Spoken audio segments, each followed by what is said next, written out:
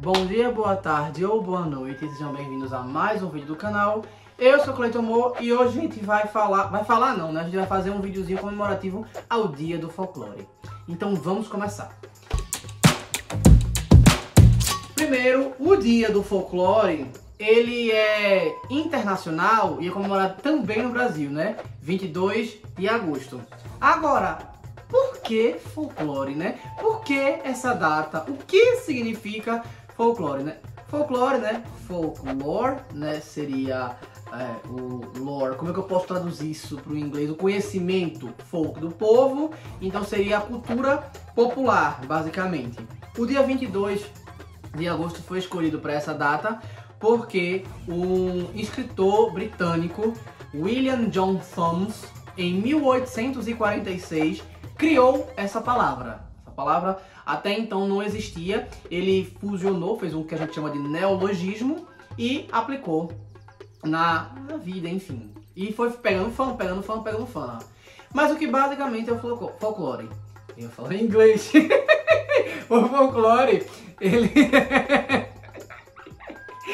é, como eu estava falando, o conhecimento cultural, a tradição de um povo. A gente pode dizer que o folclore e a mitologia, eles estão intimamente ligados. Na realidade, na minha cabeça, é praticamente a mesma coisa, né? Só que mitologias é o conjunto de crenças do povo e mitos, enquanto o folclore é não necessária, também é isso, né? Como eu falei, é a cultura do povo, mas envolve algo mais dinâmico, vamos dizer assim, algo que pode ser mais alterado, como lendas urbanas, esse tipo de coisa, que também fazem parte da mitologia.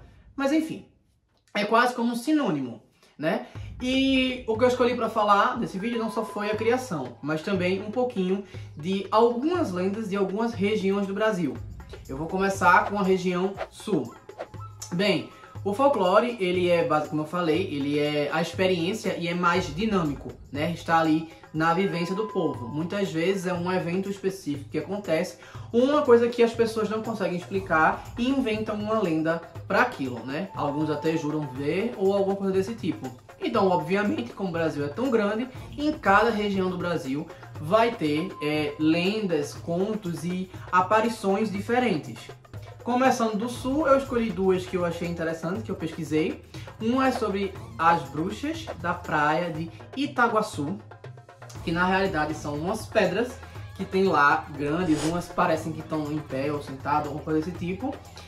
São várias que tem, e a lenda por trás disso é que um dia, numa reunião das bruxas, elas decidiram fazer uma festa e chamaram todo mundo, menos o Tinhoso. O quê? Não acredito. E aí o Tinhoso achou ruim essa afronta contra ele e apareceu na festa e por vingança começou a transformar as bruxas em pedra. Como essa festa estava acontecendo nesta praia, essas pedras, né, elas ficaram ali na praia mesmo, né, essas bruxas transformadas em pedra. Porque eles falam que a ilha de Florianópolis é uma ilha mágica, que tem muita magia, que aflora magia. Então foi por isso que foi escolher esse lugar para fazer a festa, sabe? E aí acabou acontecendo dessa forma. O que também mostra uma influência católica, né, ou do cristianismo, pelo menos, na cultura local. Outra lenda que eu achei bem interessante, e ela é indígena, é sobre a erva mate.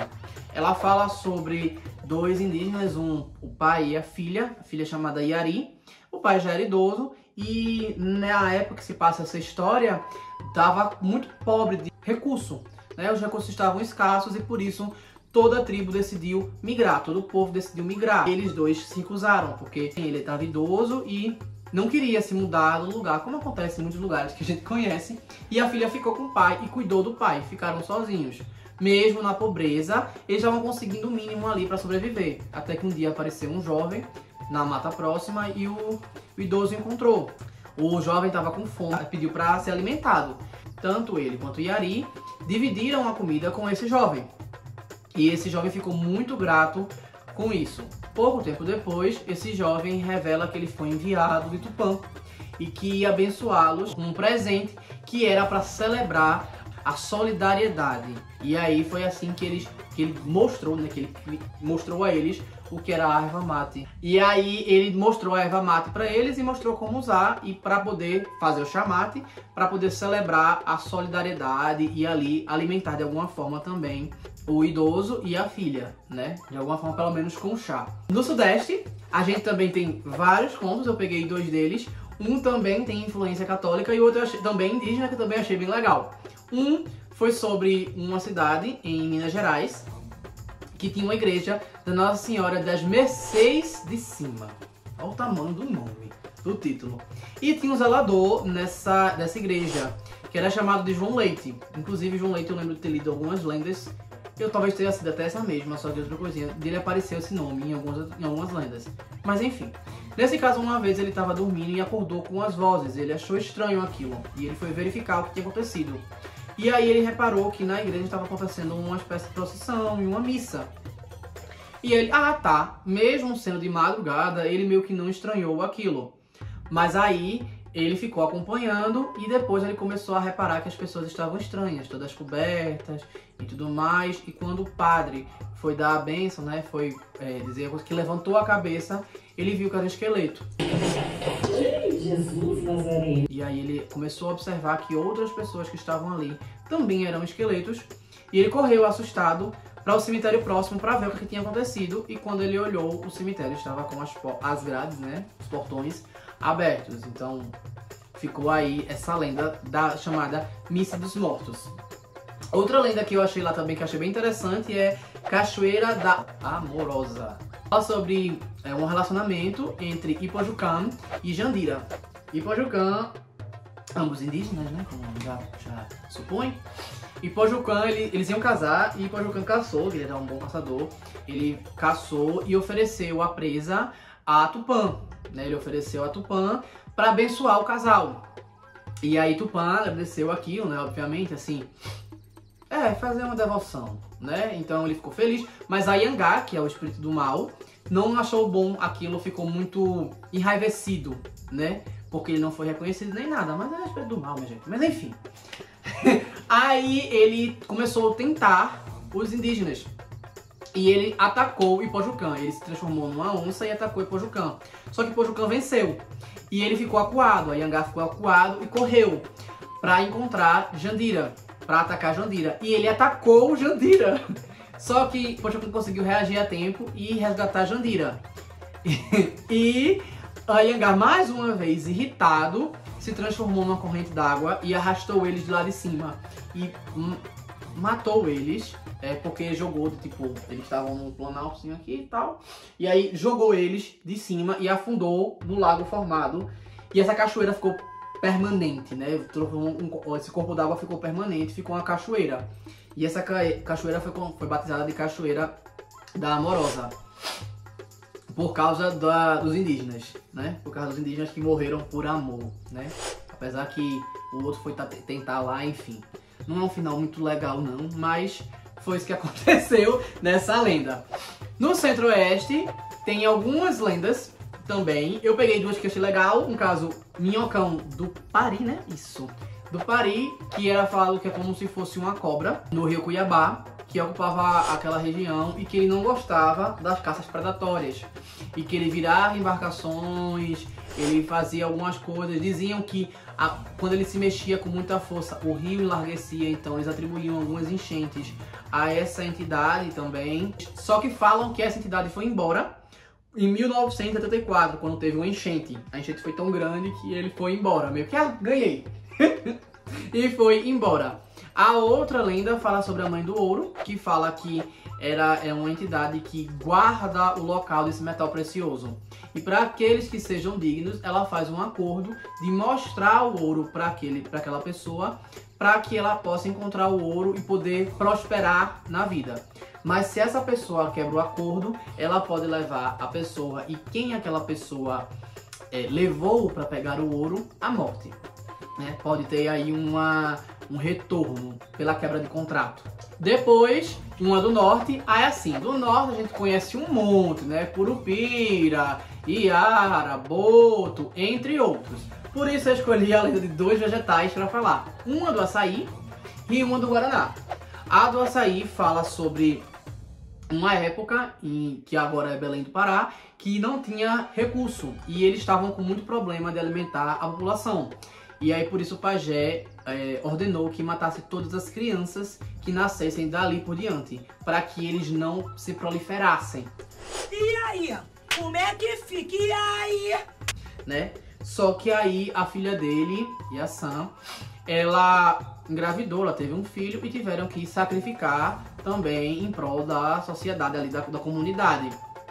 E ela ficou muito triste com aquilo e ficou orando para Tupã para que tivesse algum retorno, que tivesse alguma coisa. Ela ficou muito realmente abalada com aquela situação, mas também pudera, né?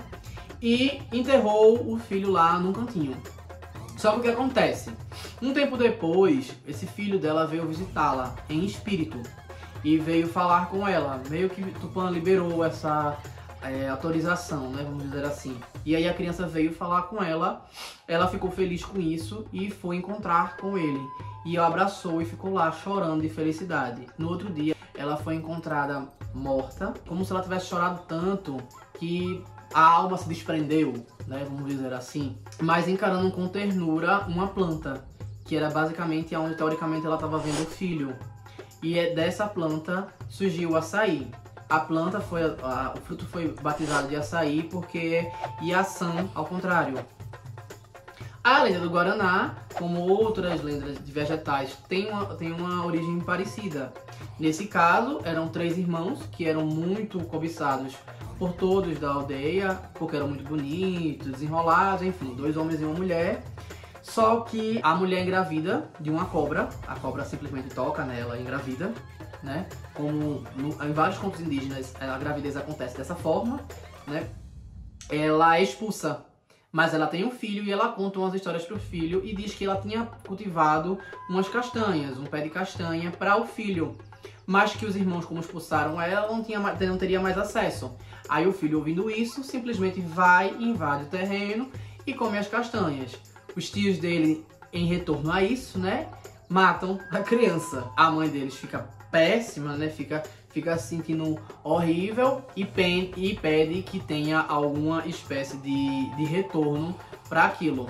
Diz que a partir daquela criança, do olho direito, algumas pessoas falam do olho direito, outros falam que a mãe arrancou o olho direito e colocou lá e tudo mais, não sei o que.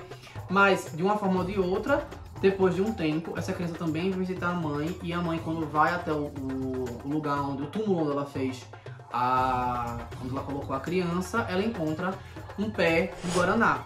E esse pé de guaraná, eles usam o guaraná para coisas curativas, alimento, entre outras coisas. Que foi bem que uma resposta de Tupã para os problemas que a sociedade estava passando também naquela época. E por último, os do Nordeste. Então, se estão gostando, curtam, comentem, compartilhem, se inscrevam no canal. Assistam outros vídeos, por favor. Mas espera aí, deixa eu falar primeiro do Nordeste, para depois vocês irem assistir outros vídeos.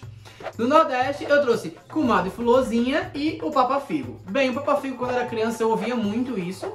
É uma lenda de um homem, na maioria das vezes tratado como um velho, que raptava crianças para tirar o fígado delas e comer. Era usado como uma ameaça pelos pais, basicamente, para que as crianças se comportassem, né? Para que não saíssem do olho deles, para que não fossem sequestradas. Muito provavelmente tem alguma influência aí celta, ou no caso da Península Ibérica, né? Pela cuca, porque na Espanha e em Portugal a cuca era conhecida por isso, inclusive ela dava com saco para raptar crianças e tudo mais. Que no caso, o Papa Figo muitas vezes associado ao saco também, por isso também é chamado de Homem do Saco, por sequestrar crianças. E como na época estava acontecendo, no caso da década de 90, né, teve sequestro de jovens, enfim, acabou pegando bastante e ficava meio que um medo realmente, ficar um conto bem aterrorizante, vamos dizer assim. E a Comadre Fulozinha é um conto também daqui do Nordeste, como eu estava falando, que fala sobre uma entidade da floresta. Alguns falam que é simplesmente uma mulher, outros falam que é como se fosse um espírito, alguns associam a caipora, outros falam que ela tem garras nos pés, independente como seja. A lenda fala que você pode invocá-la por uns rituais aí específicos, que eu não vou precisar falar, e que ela protege e a mata. Então, que alguns caçadores façam alguma coisa errada, ela começa a brincar com eles, assobiando, para deixá-los perdidos e atraindo para vários lugares para se perderem, meio que enlouquecerem. Algumas vezes ela ataca, chega a matar ou nocautear. Enfim, ela faz outras coisas também, como faz o leite talhar e amarra a crina e a cauda do cavalo, para poder incomodar, vamos dizer assim. Bem, é isso. Eu espero que tenham gostado. Então curta, comentem, compartilhem, se inscrevam no canal. Se não sabem o que comentar, bota miscigenado, talvez? Miscigenado. Mas aí é bem difícil, é péssimo. Pensar outra aqui, deixa eu pensar.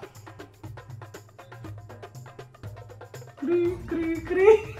Você tem que pensar antes de gravar o vídeo. Não, eu já falei que a graça é pensar na hora. Eu já falei que a graça é essa. Eu já falei que a graça é essa. Os caras de folclore mesmo só. E é isso. Valeu.